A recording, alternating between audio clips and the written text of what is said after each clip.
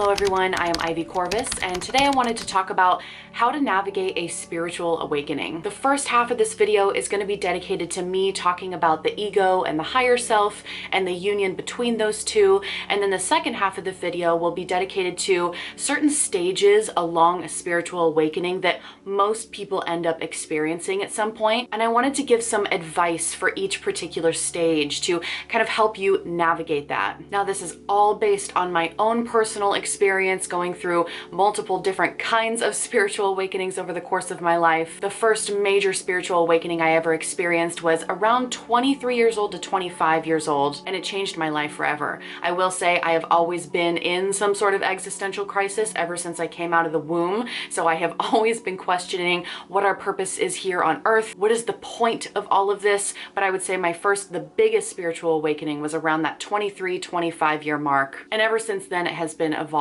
So I would like to share my advice today to help you navigate through something that you may potentially be going through as well. So I have filmed this introduction about a million times at this point. There are some things that I want to say here in the introduction before we go any further with this, and I can't quite find the right words to express what it is that I'm feeling. When I watch videos on YouTube about spiritual awakenings, or when I look at posts on Facebook or Instagram or TikTok or whatever, there's all these buzzwords. You hear things like ego death, and you hear things like ascension and enlightenment, and all of these buzzwords to explain what it is that's happening to us.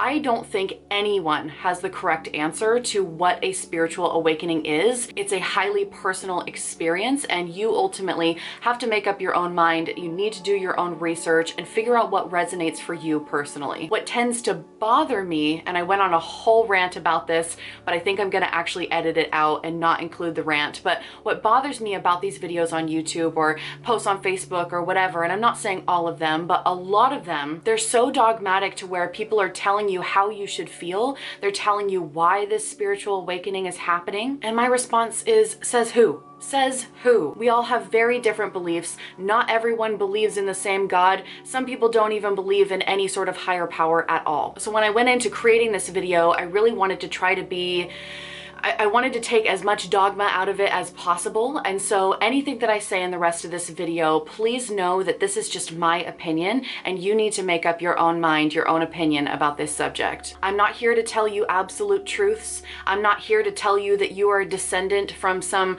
foreign race on another planet. I'm not here to tell you that God is summoning you. Whatever you personally believe is very valid in your own reality, and I think we all need to respect each other's differences with this, because the way a Christian moves through a spiritual awakening is going to be very different than the way a witch or a Wiccan works through a spiritual awakening. And both of those are even more different than a Buddhist working through a spiritual awakening. So again, I'm not here to give you dogma. I'm not here to tell you why this spiritual awakening is happening. You're going to have to figure that out for yourself, but I will still give you some tips for actually navigating that spiritual awakening that you may currently be experiencing. I wanted to do a quick shout out to my channel members and say thank you so much for your support.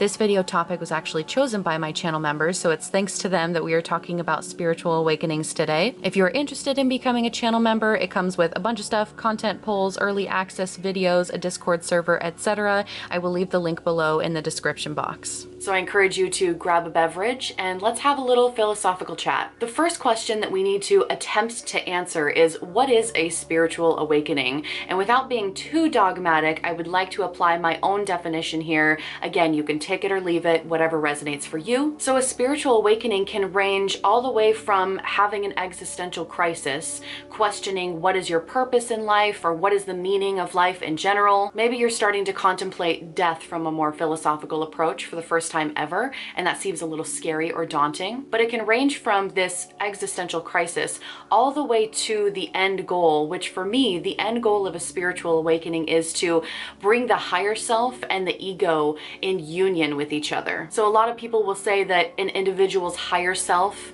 will transcend the ego and you will experience this ego death. That is the ultimate goal of a spiritual awakening, according to these people, is your higher self transcending the ego. And when that happens, purpose. You have a much broader perspective of the world, a lot more self-awareness, and you can align yourself with your true will. You can align yourself with your purpose a little bit better. But I would like to tweak that definition just a little bit, because I don't personally believe the higher self needs to transcend the ego. I believe the higher self needs to create some sort of union with the ego. So that's a lot of jargon. I want to break it down a little bit further. Let's first discuss ego and what ego even is. So a quick Google search will tell you that ego is someone's self-importance or self-esteem, but really ego relates to who you are, who you have established as being you. It's all of your likes, all of your dislikes, all of your previous memories and attachments. It's your brainwashing and your societal conditioning, or just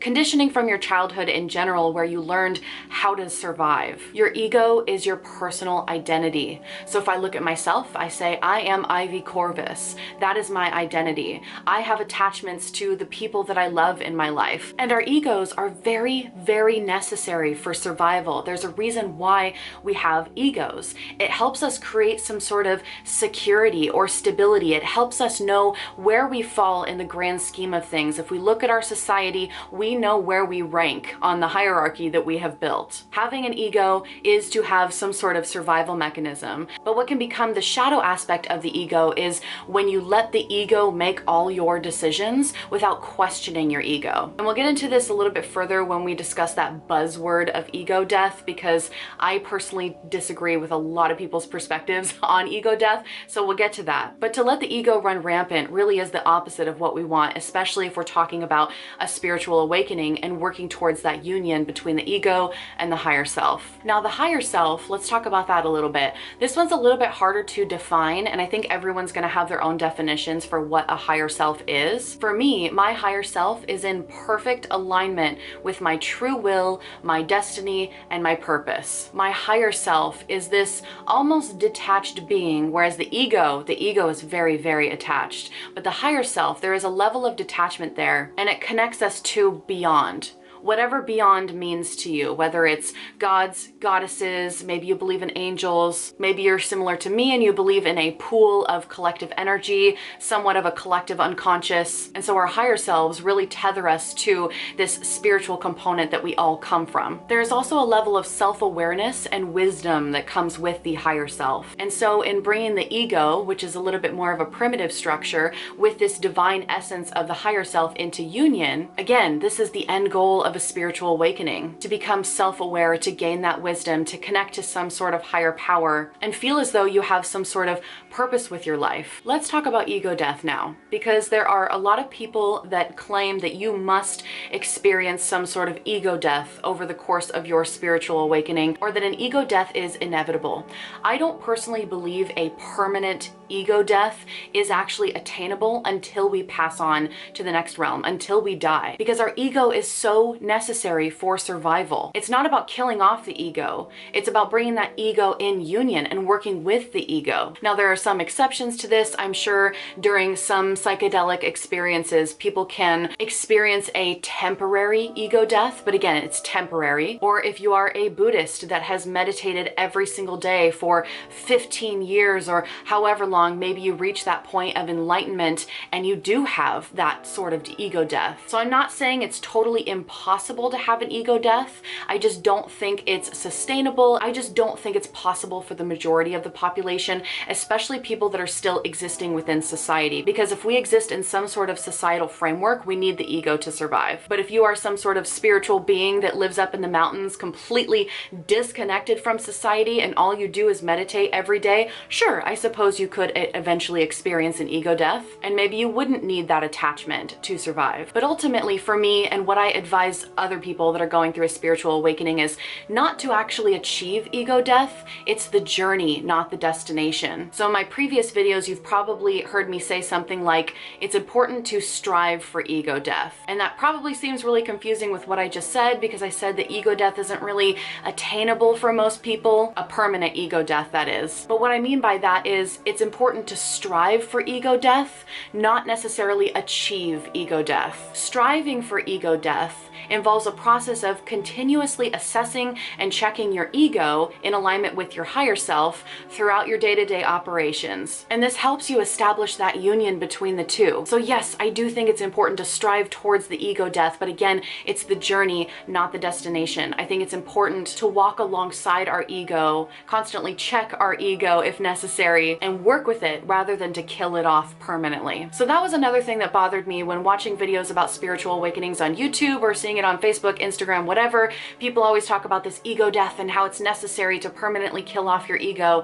I could not disagree with something more, and in fact, that's my ego talking right now. Kind of ironic because I do have a personal opinion on this, and that would be my ego having a personal opinion. Okay, so now that we've established what the ego is, what the higher self is somewhat, provided you some sort of a definition, we've talked about ego death, we've talked about how it's more about a union between the ego and the higher self. How do you actually do that? How do you check your ego on a regular basis? This is gonna look so different for so many different people, but what I would say is the most helpful for me is when I go about my day-to-day life, if I feel immensely strong about something, that is typically my ego taking over and telling me what to do. So if I react in the moment, if something really makes me angry or disgusted, or something makes me want to cry out in rage for justice or whatever it is, anytime I have some sort of strong reaction or strong emotion, that is my ego attempting to take charge and to make decisions. So in that moment when I have a really strong reaction to something,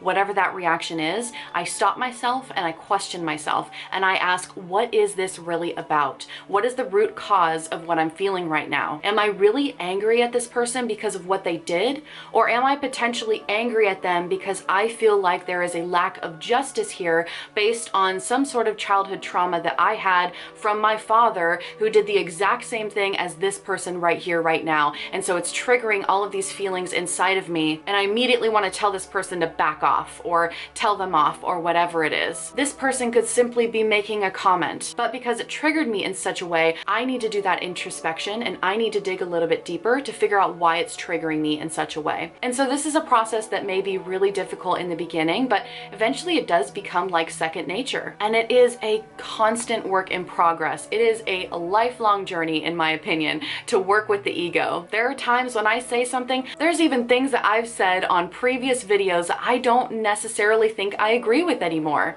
or at least don't agree with the delivery, the way that I said it. By the way, if I heavily disagreed with something, I'd probably just delete the video and redo it, so it's not like anything like that. But it's good to assess our attachments because our ego is very much attached to things, to people, to places, to memories. It's good to assess those attachments and to see if they are healthy attachments or unhealthy attachments, because it's not a bad thing to be attached, but it can be if those attachments are running your life and you are constantly operating from a place of being hurt, being traumatized, feeling attached to something like you were owed justice for some reason. That is where it can become really harmful. So I hope that that explains the ego, the higher self, the union between the two, and I'd like to kind of step into the different stages of a spiritual awakening now, because I want to talk about those a little bit further. And before we go into the different stages of a spiritual awakening, I do have to say that this is not a linear process. It's not like you hit stage 1 and then immediately go to stage 2, stage 3, etc. Some people go straight to stage 3 and then they stay in stage 3 forever, or maybe they go back and forth between stage 3 and stage 2 over and over and over before they hit stage 1 and stage 4. So this is not a linear progression by any means. This is me just discussing different stages that I have seen in my own personal life, as well as other people that I've helped through spiritual awakenings, just basic patterns and observations and things that can potentially help you when you're in those particular stages of the spiritual awakening process. So I have broken this down into 4 stages because I love labeling things. My ego loves that. But with how I view a spiritual awakening, the 4 stages are waking up, the purge, non-existence, and connectedness. So I'll be going into all of those 4 a little bit deeper, but let's start with the stage called waking up. This is typically the very beginning of someone's spiritual awakening, and this can last anywhere from a couple days to a couple weeks. It's that very first moment where you ask yourself, is any of this real? You may have some existentialism here. You may be questioning, what is the purpose of life? Why am I even working at this job? Should I quit? Am I even happy? Does happiness even exist? And for a lot of people, this is triggered by something. This is either triggered by health issues where your world stops and all of a sudden you're questioning everything about your life because you got into a bad accident or there was some sort of diagnosis. For some people, this is getting fired from a job, or maybe you wake up one day and you realize that I don't like anything in my life right now. It could be a breakup if you have a divorce, or you've been with someone for a long time, or you lose someone, you're mourning a loss. It can even be you moving to a new place. The three biggest psychological triggers are moving, death, and divorce. So any of these can really trigger some sort of spiritual awakening to happen. Some people, there's no trigger at all. They simply wake up that morning and all of a sudden they look at their life in a completely different lens, and they just intuitively know deep down that something needs to change. This is also where the heart can start to awaken. You may find that you're starting to become more sensitive to things, or that there is some sort of, I don't know, psychic phenomena happening and it's really exciting and cool and you don't know what to make of it. Maybe you're just randomly thinking about someone and then all of a sudden they call you 2 days later. And this is someone you haven't heard from in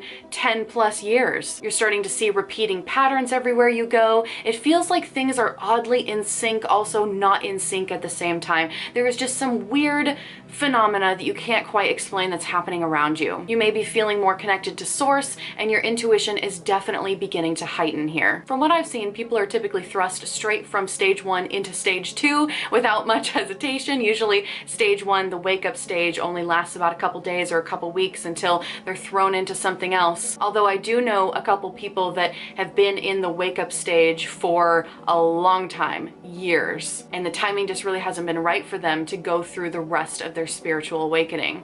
But let's talk about stage 2 next, which is the purge, and it's also kind of called the dark night of the soul, depending on your perception. So during the purge or the dark night of the soul, this is rock bottom. Your soul is now starting to bring up everything that needs to be healed. It feels almost overwhelming. You may have depression, you may have anxiety, grief, despair, whatever you want to call it. This is the rock bottom. It is the most difficult stage because you may potentially be healing not only your own trauma, but your own generational trauma. And this can potentially last for years. This stage can really last a long time. It feels like we are dying in the purge because our soul is pushing us to purge everything, all the generational trauma, all of the childhood trauma, to process it and get it out of our bodies. We may be called to purge in a material sense, literally getting rid of all of our physical items, maybe moving to a new place, getting rid of all the relationships in our life that no longer serve us. So if it's some sort of toxic relationship, we are going to be purging that from our life in this stage. We are going to be cutting ties in all senses and moving on. Even cutting ties from a job, quitting your job because it's not bringing you happiness. Or maybe you're working for a really corrupt corporation or something and you finally can't take it anymore during this purge. It's so important to surrender. Fully surrender and completely let go to the purge. If people leave your life, let them. If you need to move, do it. If you get fired from a job, oh well. It feels like we are dying in this stage because you are energetically changing. You are changing on a spiritual and energetic level, and that can be exhausting. So this is also a time where you need to up your self-care. You have got to take care of yourself. And this is also where the dissolution of the ego happens. And I don't want to use the word dissolution to mean that the ego is completely going to disintegrate and go away. Again, I don't think that ego death, that permanent ego death, is possible, but it's more of a dissolution in the way of, if you think of your ego as something latching onto your brain, during this purge, those little tendrils that are attached to your brain are going to be broken off a little bit, and it separates it from your brain just a little bit so that you can look at your ego a little bit more objectively instead of being in that subjective emotional state. So the tendrils from your ego that run deep into your brain, deep into your heart, deep into your soul, you are breaking those off a little bit so you can have a little bit of dissolution of ego, still keeping the ego, because again, the ego is important for survival, but just slightly detaching yourself from it so you can look at things a little bit more objectively. Ultimately, my advice for this stage is to surrender to the purge, however that looks like for you. I also think meditation is going to be extremely important here. If you are experiencing a dark night of the soul and you've been in this stage for a really long time and you don't know how to get out, meditation is going to help you. And the reason why meditation is so important, well, there are many reasons why meditation is important, but but it ultimately helps you quiet your mind. And without being able to quiet your mind, you are not going to be able to decipher what is ego and what is not. You need to be able to have a sense of mindfulness and stillness in your own mind to be able to have that detachment of ego and to identify what belongs to your ego and what belongs to your higher self. And so during this phase, you almost want to be a little outside of your mind, a little bit detached. You want to be able to look at your life objectively. You want to be observing, and if you have those thoughts floating into your head as you meditate, let them pass on by. It's not like you have to sit down cross-legged and meditate with absolute complete silence in your brain. That's very, very difficult to do. You just have to learn how to detach yourself just a little bit so that way you can observe the thoughts that are rolling in your head. Your thoughts are not you. You are allowed to let them pass on by. So surrendering is important here. Meditating is important here. You can also do words of affirmation. You can say things like, I align myself with my highest good, or I align myself with my true will. I am in exactly the right place at the right time. I am exactly where I need to be right in this moment. If you're feeling a little anxious, you can also work with your heart center a little bit. So there are tons of different rituals that you can do, but just a simple tapping, a simple tap on your heart center can be really helpful in those moments. You can lay down, start tapping your chest, take in some deep breaths, and just observe your thoughts. Again, your thoughts are not you. Your thoughts are your ego, and you could let them float on by. You do not need to remain attached to these thoughts. So tapping can be really helpful, but ultimately you really want to start surrendering, maybe looking into some sort of higher power and connecting with that higher power if you haven't already, of course, and letting that higher power guide you and just saying yes. I feel like this is also where a lot of people meet their spirit guides for the first time. Some people believe in spirit guides, some people don't. There are many different types of spirit guides depending on your culture, your religion, whatever, but this is typically a point where some of those spirit guides can show up either in dreams or in meditations, and that's also a reason why it's so important to meditate, so you can get those divine messages from source or from your spirit guides in that moment that can help give you some sort of guidance to where you need to go. But open yourself up, and I personally know how difficult it can be to sit in your rational mind and try to overanalyze and overthink what you should be doing. And I think a lot of people do this. A lot of people want the answer right now, and sometimes there is no answer right now. The answer is for you to actually stop asking questions and just allowing spirit to guide you and just saying yes to what comes your way. So try not to get too overly analytical and allow your intuition to really step in and guide you. I know that's harder said than done, but the more you try to overanalyze and the more that you try to push, typically the less helpful it's going to be, and you may potentially be staying in the purge for a lot longer. So again, attempt to go with the flow as best as you can. So stage 1, we had waking up. Stage 2, we had the purge or the dark night of the soul. Stage 3 is non-existence. And this is kind of the point where you've already gone through the purge. You have purged everything in your old life. It felt like you were dying because you were being reborn into something else. This non-existent stage is kind of like this limbo where you are between your old life and your new life. You haven't really established your new life yet. You may feel almost a little dead inside, a little detached, because the whole purpose of the purge was to get yourself too detached so you could dissolve your ego a little bit. And now with this non-existence, you have detached and you're having a hard time reconnecting back with the physical world. This is a point of great rest. You need to do absolutely nothing in this stage. You need to rest because you just had to heal generational trauma. You just had to heal your own childhood trauma. You had to purge potentially friendships. Maybe there was a breakup that happened during that time with your life partner. Maybe you had to move, you had to get a new job, whatever it was, you just went through a massive transformation during the purge, and now it is time to just rest and allow yourself to exist and do things that solely bring you joy. So now is the time to ask yourself, what does bring you joy? What brings you happiness? What excites you? What makes you feel immensely passionate? Because this is the stage where a lot of disassociation and disconnection can happen. You may feel totally disassociated from your body, from your physical environment, etc. And so it's really important to help you get back into your body and your creature comforts. So my advice for this stage is to get sensory. And what I mean by that is literally sink back into your creature comforts that help you find joy. So if you're a foodie, go out and taste new food, try a new dish, maybe go to a dance class and learn how to move your body. Movement is so helpful for getting you in touch with your physical body again and helping to kind of combat that disassociation. So movement, if there's a new exercise you wanted to try, get into kickboxing. One of the best ways to get back into your body is by getting a massage. Get some sort of massage, have someone physically touch your skin so you can get in tune with your hands, with your feet, with your calves, with your skull. Try new healing modalities. Try a crystal healing. Go do a sound bath. Go lay in nature and listen to all the birds chirping and feel the little bugs underneath you. If you're not creeped out by bugs, some people that might be kind of weird and gross. But think the 5 senses, the 5 human senses, and how you can tap into those senses. Take a bubble bath. You get my point. Doing these little creature comforts will eventually lead you to things that bring you joy, because you're going to be feeling a little bit more connected to your body. And once you start slipping back down into your body and feeling more connected, then you can figure out your life purpose and all of those big questions later on that typically don't come until way later. Some people I find kind of bounce back and forth between non-existence and the purge. This can happen many, many times, where someone will go through a purge or through a dark night of a soul, and then they'll go through non-existence, and then they'll go back to another purge, another dark night of the soul, and then back to non-existence, back and forth, and it seems like this endless cycle. But what I have found is that your body can only handle so much purge at one time. So if you have a lot of stuff to purge, you might find that you have a purge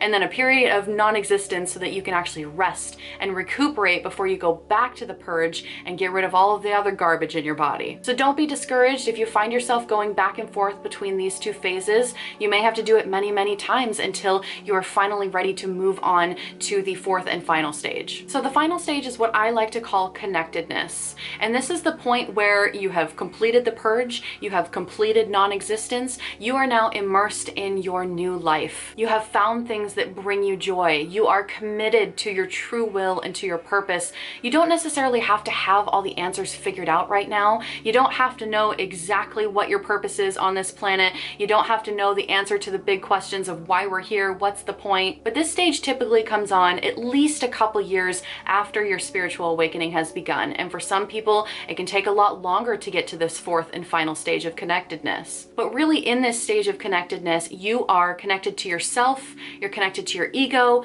but you're also connected to your higher self. You're connected to source or the divine or whatever it is that you believe in. You are now integrating your higher self with your ego. You have learned how to walk alongside your ego. You have learned how to detach yourself to really assess your ego and make sure that it's not running rampant, making all of your decisions. This is also a place where you feel a lot more connected to your intuition. You may find that you are a lot more sensitive. You are more in tune with things around you than you were previously. And so though this is the ideal stage and everyone wants to be here, sometimes it can be overwhelming. And I do want to offer some advice here, because you may not be able to do things that you used to be able to do. You are way more sensitive than you were at the very beginning of this spiritual awakening. And at this point, don't hold yourself up to the same exact standards as you did beforehand. And what I mean by this is, when I went through my first big spiritual awakening, I used to be able to go out to concerts, to bars, to nightclubs. I used to hang out with my friends. I used to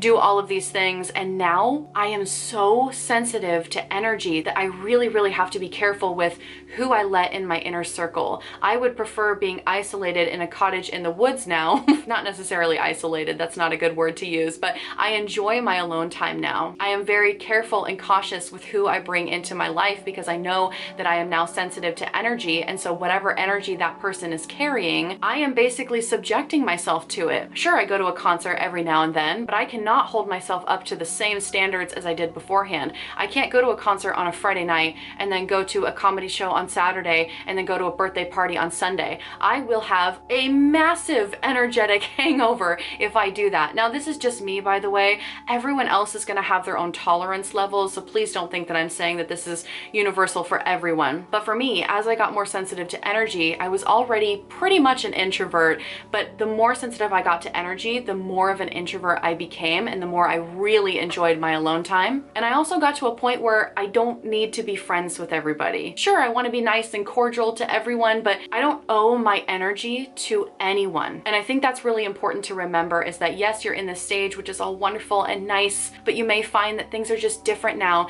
and you have to set more firm boundaries with people in your life. So boundaries are important. I would say boundaries is the biggest hurdle to accomplish in this final stage, in this brand new life that you have created for yourself. What do those boundaries look like? And I just want to clarify, it's not that my tolerance has really gone down for social interactions. It's more that my awareness has increased. Prior to my spiritual awakening, when I had all these plans and all these social interactions, I wasn't realizing how much it was affecting me on an energetic level. And now with a new sense of self-awareness, I'm able to see how that impacts me, and I'm able to be more decisive when it comes to who I let into my inner circle. So I hope some of this advice is helpful for you. Definitely let me know in the comments below. I am wishing you lots of self-care and safe passage and all of that good stuff as you navigate your journey. I will see you in another video soon. Bye everyone.